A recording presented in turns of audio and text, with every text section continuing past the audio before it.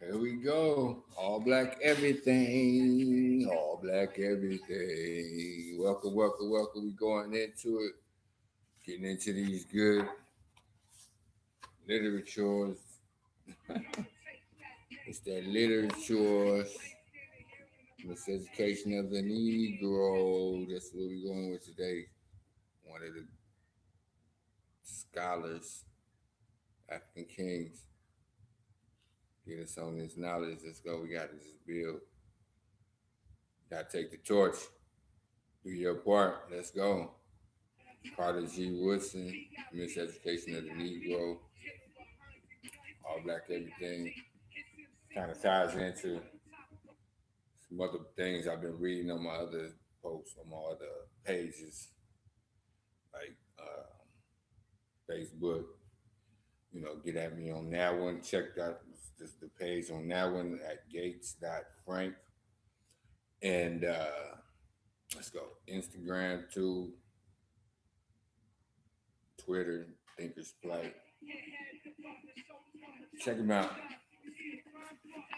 Ties in. I've been reading Excellent Sheep, what I'm saying, talking about how, the school system, you has been on the decline for the last, several decades. And also the Tavistock Institute, what I'm saying. So we've been checking into and digging a little, what I'm saying, making a little, little dent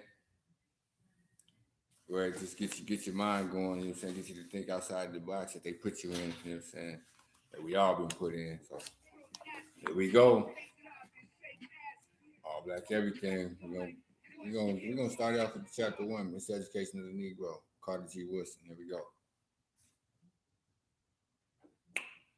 And he says the educated Negroes, quote, have the attitude of contempt toward their own people because in their own as well as in their mixed schools, Negroes are taught to admire the Hebrew, the Greek, the Latin, the Teuton, and to despise the African. Of the hundreds of Negro high schools recently examined by an expert in the United States Bureau of Education, only 18 offer a course taking up the history of the Negro. And in the most of the Negro colleges and universities where the Negro is thought of, the race is studied only as a problem or dismissed as of little consequence. For example, an officer of a Negro university thinking that an additional course on the Negro should be given there called upon a Negro doctor of philosophy of the faculty to offer such work. He promptly informed the officer that he knew nothing about the Negro. He did not go to school to waste his time that way. He went to be educated in a system which dismisses the Negro as a non entity. At a Negro summer school 2 years ago, a white instructor gave a course on the Negro using for his text a work which teaches that whites are superior to the blacks. When asked by one of the students why he used such a textbook, the instructor replied that he wanted them to get the point of view, get that point of view. Even schools for Negroes then are placed where they must be convinced or convinced of their inferiority. The thought of inferiority of the Negro is drilled into him in almost every class he enters and in almost every book he studies. If he happens to leave school after he masters the fundamentals before he finishes high school or reaches college, he will naturally escape some of this bias, and may recover in time to be of service to his people. Practically all of the successful Negroes in this country are of the uneducated type or of the type of Negro that Negroes who have had no formal education at all. The large majority of the Negroes who have put on the finishing touches of our best colleges are all but worthless in the development of their people. If after leaving school they had the opportunity to to give out to Negroes what traducers of the race would like to have it learn. Such persons may thereby earn a living at teaching or preaching, excuse me, what they may have been taught, what they have been taught, but they never become a constructive force in the development of the race. The so-called school then becomes a questionable factor in the life of despised people. As another as well said, to handicap a student by teaching him that his black face is a curse and that his struggle to change his condition is hopeless is the worst sort of lynching. It kills one's aspirations and dooms him to vagabondage and crime. It is strange then that the friends of the truth, the friends of truth, the promoters of freedom, have not risen up against the present propaganda in the schools and crushed it. This crusade is much more important than the anti-lynching movement because there would be no lynching if it did not start in the schoolroom. Why not exploit, enslave, or exterminate a class that everybody is taught to regard as inferior? To be more explicit, we may go to the seat of the trouble. Our most widely known scholars have been trained in universities outside of the South, North, and Western institutions, however, have had no time to deal with the matters which concern the Negro especially. They must direct their attention to the problem of the majority of their constituents, and too often, they have stimulated their prejudices by referring to the Negro as unworthy of consideration.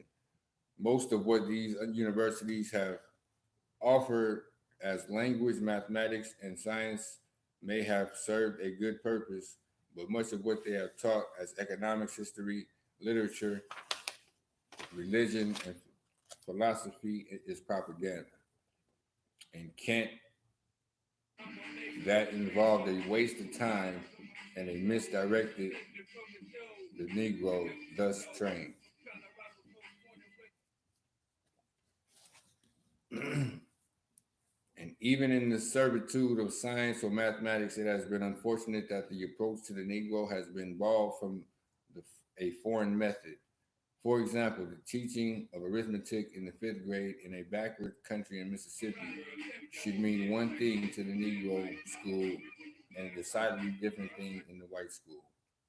The Negro children, as a rule, come from the home of tenants and peons who have to migrate annually from plantation to plantation, looking for light which they have never seen. The children from the homes in the white planters and merchants live permanently in the midst of calculations, family budgets, and the like, which enable them to sometimes learn more by contact than the Negro can acquire in the school.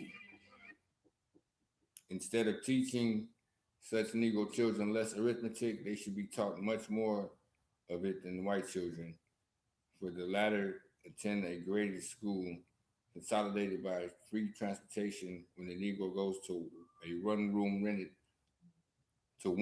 rented hovels to be taught without equipment and by incompetent teachers educated scarcely beyond the eighth grade. In schools of theology, Negroes are that the taught the interpretation of the Bible worked out by those who have justified segregation and winked at the economic debasement of the Negro, sometimes almost to the point of starvation. Deriving their sense of right from this teachings, graduates of such schools can have no message to give to the people that they have been ill trained to serve. Most of such miseducated ministers therefore preach to benches, while illiterate Negro preachers do the best they can in supplying in the spiritual needs of the masses. In the schools of business administration, Negroes are trained exclusively in the psychology and economics of Wall Street and are therefore made to despise the opportunities to run ice wagons, push banana carts, and sell peanuts among their own people. Foreigners who have not studied economics but have studied Negroes take up this business and grow rich.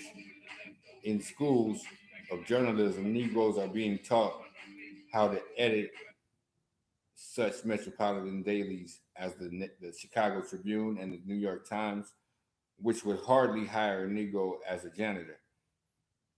And when these graduates come to the Negro weeklies for employment, they are not prepared to function in such establishments, which, to be successful, must be built upon accurate knowledge of psychology and uh, philosophy of the Negro.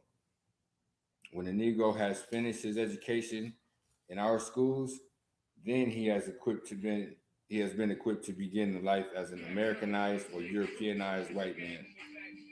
But before he steps from the threshold of his alma mater, he is told by his teachers that he must go back to his own people from whom he has been estranged by a vision of ideals, which in his disillusionment he will realize that he cannot attain.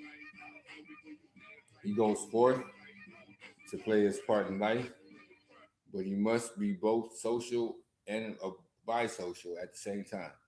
While he is a part of the body's politic, he is, in addition to this a member of a particular race to which he must restrict himself in all matters social.